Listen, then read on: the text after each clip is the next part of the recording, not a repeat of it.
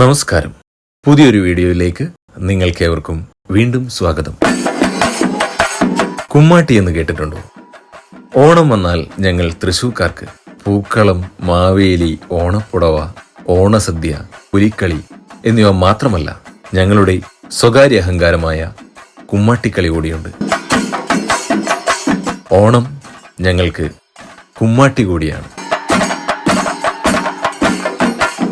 ദേഹമാസകലം പർപ്പടക പുല്ല് വെച്ച് കെട്ടി വർണ്ണങ്ങൾ ചാലിച്ച് കഴുങ്ങിൻ പാളയിൽ വരച്ചെടുത്ത മുഖം മൂടിയിട്ട് തനതായ വാദ്യമേളങ്ങൾക്കൊപ്പം ചുവടുവയ്ക്കുന്ന കുമ്മാട്ടി.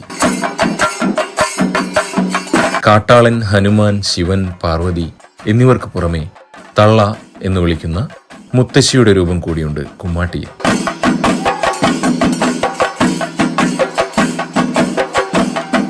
തൃശ്ശൂരിന്റെ തനതായ ഒരു കലാരൂപമാണ് കുമ്മാട്ടി. കിഴക്കുംപാട്ടുകരയാണ് കുമ്മാട്ടിയുടെ ജന്മസ്ഥലമായി കണക്കാക്കുന്നത്.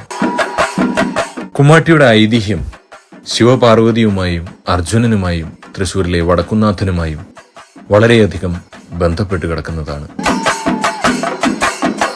പാണ്ഡവരുടെ വനവാസകാലത്ത് യുധിഷ്ഠിരൻ അനുജനായ അർജുനനോട് ശത്രുസംഹാരത്തിനായി വിശിഷ്ട ആയുധങ്ങൾ തപസ് ചെയ്തു നേടാൻ നിർദ്ദേശിച്ചു.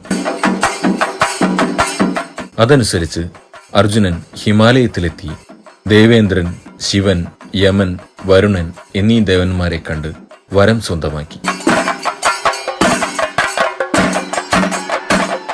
ഇതിൽ ശിവനെ പ്രത്യക്ഷപ്പെടുത്താൻ കഠിനമായ തപസ് ചെയ്യേണ്ടി വന്നു. ശിവന്റെ പക്കലുള്ള പാശുപതാസ്ത്രമായിരുന്നു അർജുനൻ വരമായി ആഗ്രഹിച്ചത്. എന്നാൽ ഈ വരം നൽകുന്നതിനു മുമ്പായി അർജുനന്റെ സാമർഥ്യം പരീക്ഷിക്കാൻ ശിവൻ തീരുമാനിച്ചു. അതിനുശേഷം മാത്രമേ അസ്ത്രം ദാനം ചെയ്യൂ എന്ന് അദ്ദേഹം നിശ്ചയിച്ചു. ശിവൻ കാട്ടാള രൂപം ധരിച്ച് അർജുനന്റെ മുമ്പിലെത്തി. പാർവതി കാട്ടാളത്തിയുമായി മായാവിദ്യയിലൂടെ ഒരു കാട്ടുപന്നിയെ തപസ് ചെയ്യുന്ന അർജുനന്റെ മുമ്പിലൂടെ ഓടിച്ചു. പെട്ടെന്ന് കണ്ണു തുറന്ന അർജുനൻ വില്ലുകുലച്ച് പന്നിക്ക് പിന്നാലെ ഓടി. കിരാതരൂപിയായ ശിവൻ മറ്റൊരു വഴിയിലൂടെ പന്നിയെ പിന്തുടർന്നു. ഒരിടത്ത് വെച്ച് ഇരുവരും വില്ലുകുലച്ചു. രണ്ടു ശരങ്ങളും ഒരേ സമയം പന്നിയുടെ ദേഹത്ത് പതിച്ചു. അത് ചത്തുവീണു. താനയച്ച അമ്പാണ് ആദ്യം പന്നിക്കുമേൽ കൊണ്ടതെന്ന് പറഞ്ഞ അർജുനനും കിരാതനും പന്നിക്കുമേൽ അവകാശവാദം ഉന്നയിച്ചു. തർക്കം മുറുകിയപ്പോൾ തങ്ങളിൽ ആരാണ് കേമൻ എന്ന് യുദ്ധത്തിലൂടെ തീരുമാനിക്കാം എന്ന ധാരണയിലെത്തി. തുല്യശക്തികളായ ശിവനും അർജുനനും തമ്മിൽ പൊരിഞ്ഞ യുദ്ധം നടന്നു. ഏറെ നേരം നീണ്ട യുദ്ധത്തിനൊടുവിൽ അർജുനൻ നിരായുധനും നിസ്സഹായനുമായി.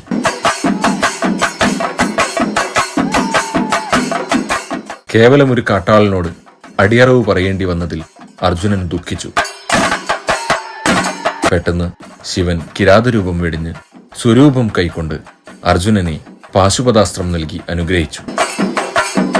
ശിവന്റെ അസംഖ്യം ഭൂതഗണങ്ങൾ അവിടെയെത്തി. അവർ ശിവനെയും പാർവതിയെയും സന്തോഷിപ്പിക്കാൻ അമ്പും വില്ലും കൊട്ടി നൃത്തം ചെയ്തു. വളരെ കാലത്തിനു ശേഷം ശിവൻ പാർവതീ സമേതനായി തൃശൂർ വടക്കുംനാഥ ക്ഷേത്രത്തിൽ കുടികൊണ്ടു.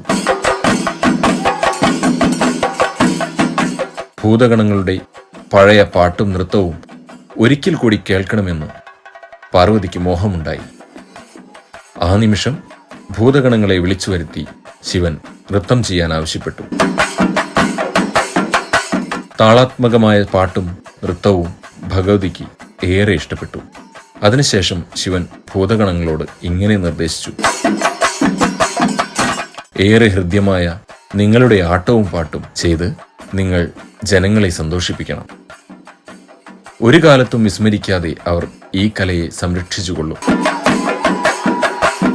ഓണക്കാലത്ത് എൻ്റെ പ്രിയ ഭക്തനായ മാവേലി കേരളീയരെ കാണാനായി ഇവിടെ എത്തും. അപ്പോൾ നിങ്ങൾ ഭക്തരുടെ ഭവനങ്ങൾ സന്ദർശിച്ച് നൃത്തവും പാട്ടും കൊണ്ട് അവരെ ആനന്ദിപ്പിക്കണം. അങ്ങനെയാണ് കുമ്മാട്ടിക്കളിക്ക് തൃശ്ശൂരിലും പരിസര പ്രദേശങ്ങളിലും പ്രചാരമുണ്ടായതെന്നാണ് ഒരു ഐതിഹ്യം. ആദ്യകാലങ്ങളിൽ പുല്ലിൽ നെയ്ത വസ്ത്രം ധരിച്ചാണ് കുമ്മാട്ടിക്കളിക്കാർ ചുവടുവയ്ക്കുന്നത്.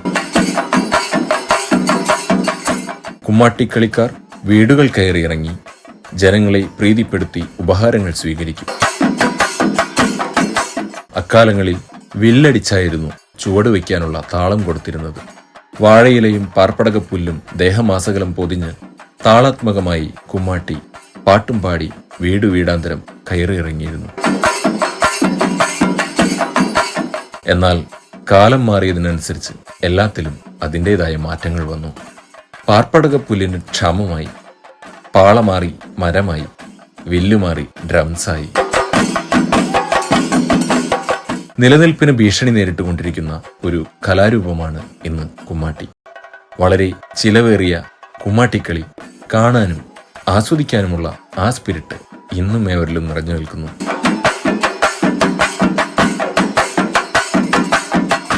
മറ്റൊരു വീഡിയോയുമായി വീണ്ടും കാണാം. Thank you.